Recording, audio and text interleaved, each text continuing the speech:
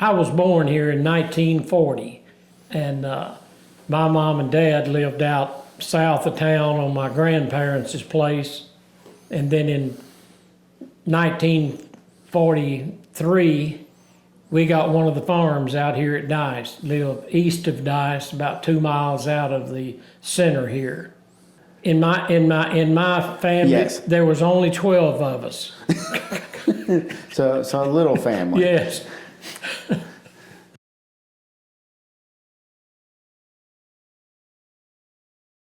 You know, actually, it's hard to believe, but I still remember moving from the place where we lived out south of Dice to that place. I remember riding on the wagon down the gravel road, going to the farm that would be our home for the next probably 12, 13 years. First home I guess I really knew, you know, and growing up there, you know, what I like to tell everybody, they said, well, there wasn't a lot of poor people out in Dice. I said, yes, there were. A lot of poor people. The only thing about it, they didn't know it because everybody out there was poor. So, I mean, it was, to me, it was a great place to grow up. I mean, I wouldn't have had it in any other place. It's just the people had time to talk to you. The people had time to care about you. And it was a great place to grow up as a young man and then go on to whatever, you know, the Lord had for us.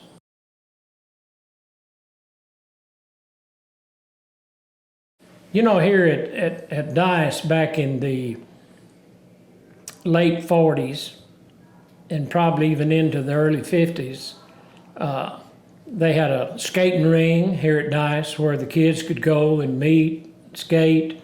They had probably at that time 3 restaurants that were here at that time where you could go visit with your friends. And the place now where the welcoming center is was a cafe, and the teenagers could go there, you know, and if you wanted to dance, you could dance. If you wanted to sit in the booth and visit with your friends, hey, that was good.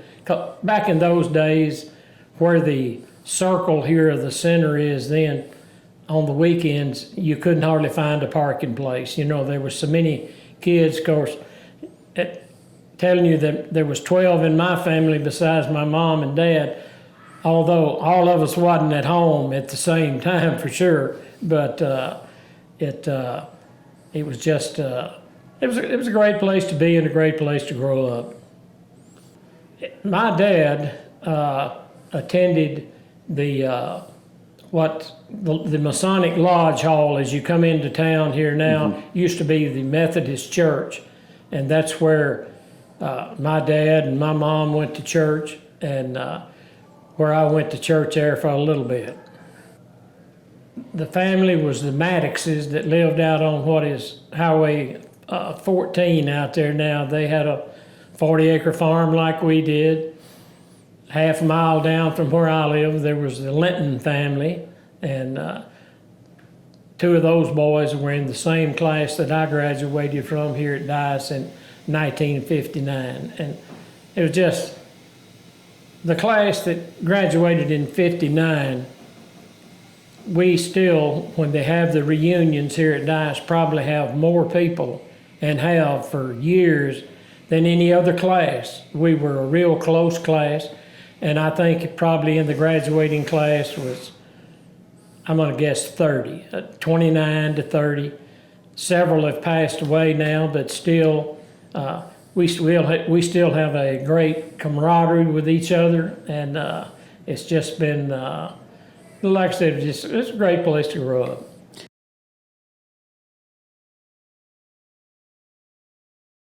You know, when I was in probably the 3rd grade, Johnny, or JR as he was known then, was he was a senior that year. And other than just knowing who JR was as a senior graduating from school, I just knew he was one of the Cash boys, you know. But like I said, you know, seen him around school like a school like this would, but like I said, that was my extent of knowing him. Probably Tom. you know, and I don't know that Tom even remembers me because Tom left here when he was probably it was either in the 10th or 11th grade when he went to Memphis, but he played, like I'm sure several have told you, he was on the basketball team that won the state championship here in '55. I wasn't good enough to make that team next year, but I played on it the next year, and then I'm not sure what, like I said, whether when Tom left, whether he was in the 10th grade or whether he was in the 11th, but it was along in there. But when you're in that age group, you know, so like I said, yeah, probably him as far as seeing him around. Joanne, she was probably 3 years older than I was. Of course, certainly I knew who she was. She was a very attractive young lady when she was in school, and she was 3 years ahead, and I had a brother that, because I had one in about every class, but anyway, I had one in the class with her. But like I said, just some good times of the school, and those are some of my fondest memories, you know, are the years that spent in school, and the teachers we had, and the people that I saw, you know, go through that school that went on to do, you know, either got into education or got into coaching. And I'm thinking mainly right now of Jim Kimbrell and his wife Gail.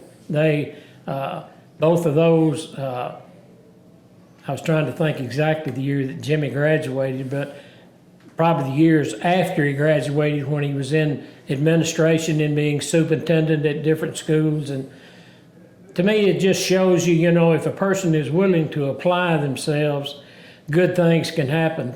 Because Jim was like my family and the rest of them. He come from the cotton patches, but went ahead and got him a good education and used it. And I used to see him over the years at all the ball games. So I considered him a great friend till he passed away.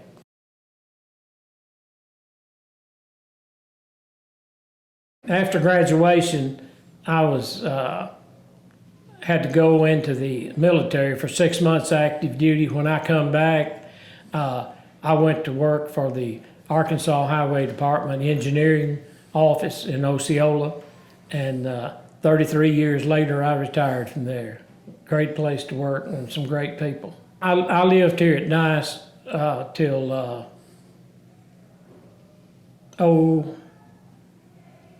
2009. We moved to Jonesboro in '09, and like I said, till then, I'd lived here at Nice all my life. And to be honest, I thought I would probably been satisfied to have passed away here at Nice, you know. But when your kids are in Jonesboro and your grandkids are in Jonesboro and your wife says, "Why don't we move to Jonesboro?" That's Do you where say yes, ma'am? That's the yes, ma'am. If you want to eat supper, yes, ma'am.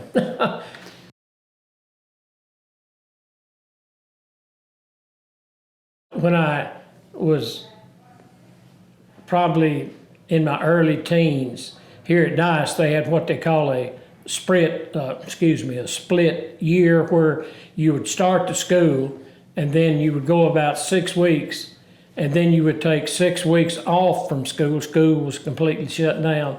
That was to gather your crop. Then when the crop was gathered, then you went back to school, and of course that made you go later than the other schools around, because not too many of the schools did the split term, but we were a farming community, and that's the way that you made your living. I mean, if you was going to make it through the winter, you had to make it during the harvest, and that was the way that we did it here at Dice. You know, for the time that the old school, not the one that's here now, but the one that burnt in 60, I believe it was 63. I'm not exactly sure on that, but that was one of the best schools as far as room. It was laid out ideal for the elementary. It was laid out, it had 2 real long wings on it that accommodated a lot of kids. And I think it had everything that a small school could have, and maybe a few more, because when that was built through the government that built that school. And everything from the cafeteria to the gym to the auditorium that had a motion picture theater in it at one time. And that was our auditorium where if you had plays or whatever, you usually had 1 or 2 a year from each class. And that was the only way you made your money for your senior trip, was all the parents coming in, to watch their kids put on the plays. But I don't know of any other school I would want to go to. Now, there was some of them that was better. There was probably some of them that offered maybe more academic classes, but hey, it was just where I wanted to be. I didn't realize it probably till I was in the 9th grade, but the 9th, 10th, 11th, and 12th grade, hey, those are some great years, great years.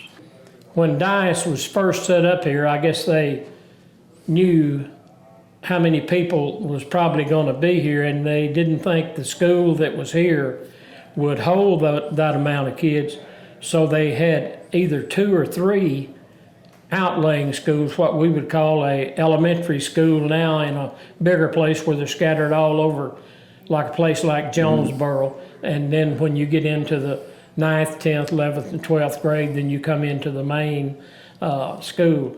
But those schools, as time went on, they didn't, they served the purpose for a little while, but it got to where the big school could accommodate them, and those schools just went by the wayside. And matter of fact, 2 of them wound up, I know, being churches, that they let different denominations have or buy, or how they got it, I don't know. But I do remember them being one on Road 7 and one on Road 14, which the numbers have all changed out here now, but that's the way it was set up.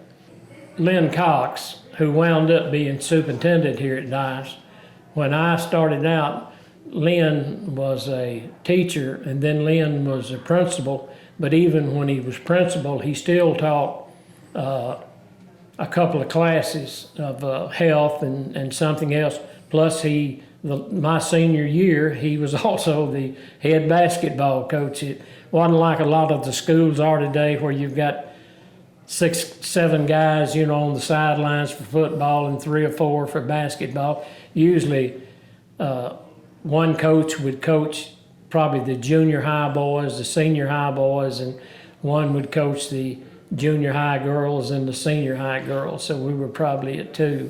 But like I said, it was really a great school. I mean, like I said, other schools probably had more accommodations as far as different things to learn, but I look at the people that were in the age group that I was in, and some that was before it, and some that were after that, and I look how they went on in life, how they went on, and I couldn't tell you too many of them that are millionaires, although I think a few of them are, but they made a good living, they knew how to work, they knew how to get the work done, and they knew how to get along with people. I think if you're in a place where some people say, bigger is better, I don't believe that for a minute. I think the school that we grew up in, with classes in the, like I said, probably 30 that graduated in our class, those I think you have a chance to learn more. I think the teacher has more time to interact with you as they would opposed, to more than that. And I have nothing negative to say about DICE. It was good.